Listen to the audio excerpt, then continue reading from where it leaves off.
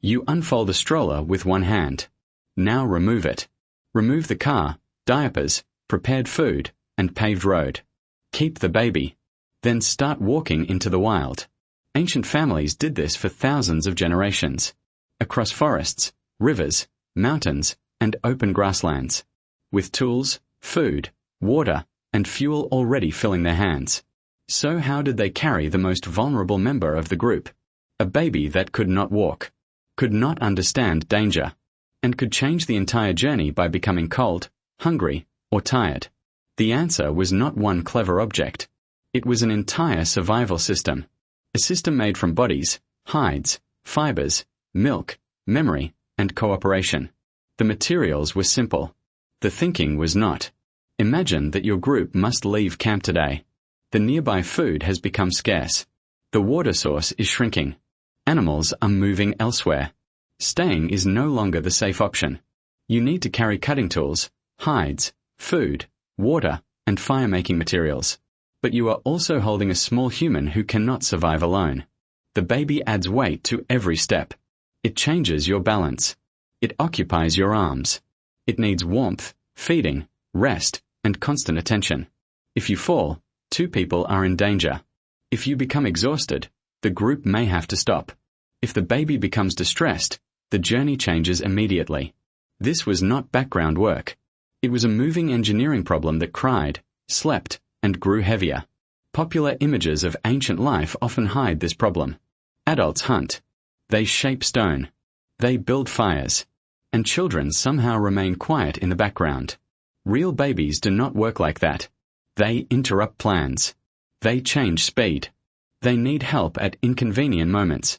Ancient humans did not survive by pretending babies were easy. They redesigned movement around them. The first solution was the human body.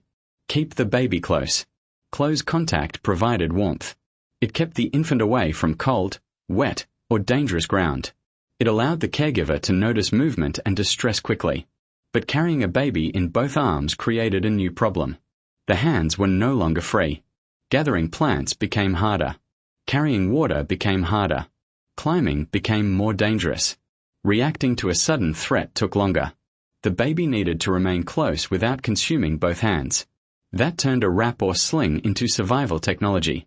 A hide, fur wrap, woven band, or plant fiber carrier could support the infant against the torso. We cannot know what every ancient community used. Soft materials rarely survive long enough for archaeologists to find them. But the physical problem is clear. The baby had to remain secure while the adult walked, bent, climbed, and worked. A useful carrier had several jobs. Hold the child close. Spread the weight. Prevent slipping. Allow inspection and feeding. And free the caregiver's hands. This required more than wrapping a hide around a body and hoping. Place the weight too far forward, and it pulls against every step.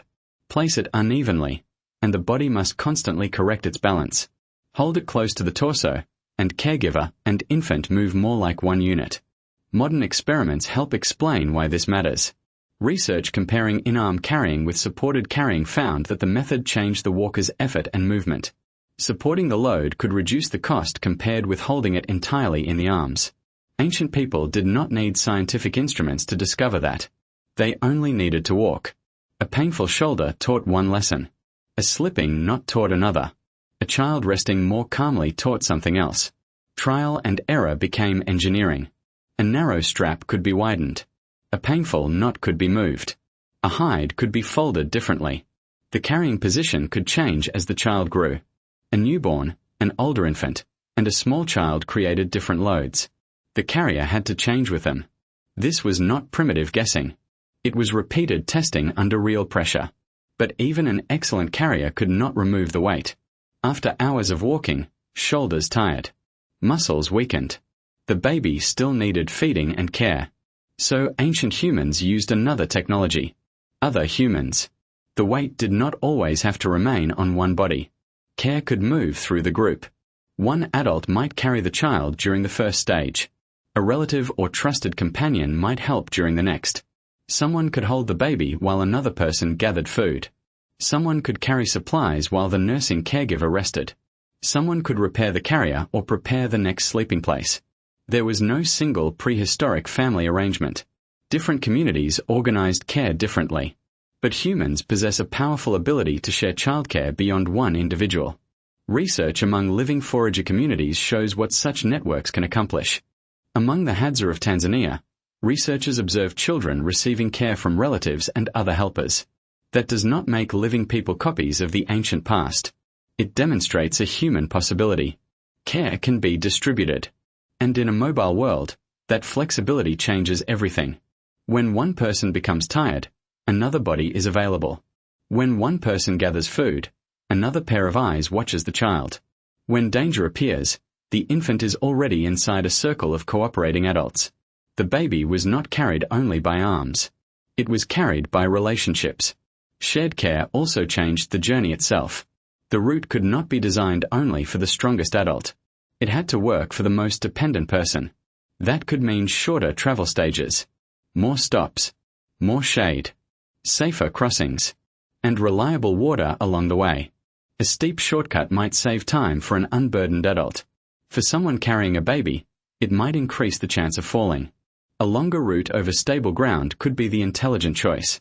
Speed was not the only measure of success. The group had to arrive together. Timing mattered too. Extreme heat increased the strain on the carrier and child. Rain made slopes and riverbanks more dangerous. Cold wind reached a resting infant differently from a moving adult. Observation turned weather into part of the childcare system. So did feeding. For a young infant, milk traveled with a nursing caregiver. There was no container to pack or meal to cook.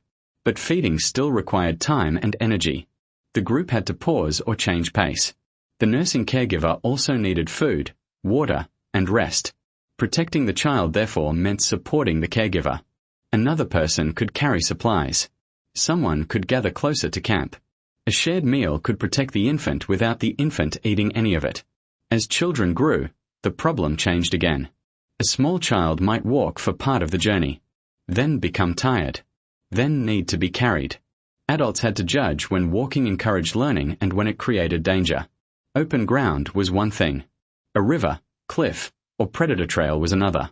So the system kept changing. Walk, carry, stop, feed, change carriers, move again. The solution remained flexible because the child never remained the same. But if soft carriers decay, how do we know ancient people used them? Archaeology rarely gives us a complete object. Stone survives. A hide sling usually does not. Plant fibres disappear. Leather decays. The absence of a preserved carrier does not prove carriers were absent. Researchers must search for indirect evidence. One important example comes from Arma Verana in Italy. Archaeologists studied the burial of an infant from around 10,000 years ago. Perforated shell beads were found around the child. Some showed where suggesting they had been used before the burial. Their positions led researchers to propose that they once decorated a wrap, garment, or baby sling. This remains an interpretation. The carrier itself was not preserved, but the beads may offer a rare trace of a technology that normally disappears. Think about the work behind such an object. Gathering the material, preparing the fibers or hide, testing its strength, adjusting its fit, repairing worn sections, possibly decorating it with objects carrying social meaning.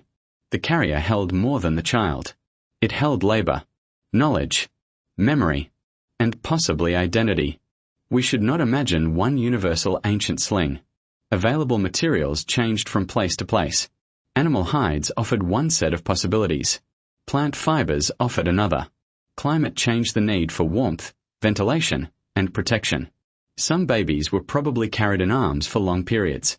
Others may have rested in wraps, hides, baskets, or temporary cradles. The details remain uncertain. The survival problem does not. Every community had to move people who could not move themselves. Successful solutions were remembered, demonstrated, copied, and improved. An experienced caregiver could demonstrate a safer knot. An older child could learn how to support an infant. A group could remember which route was manageable with children. None of this knowledge needed writing. It traveled through observation and relationships. Modern parents still solve the same basic problem. A stroller moves weight onto wheels. A child seat secures the body during movement.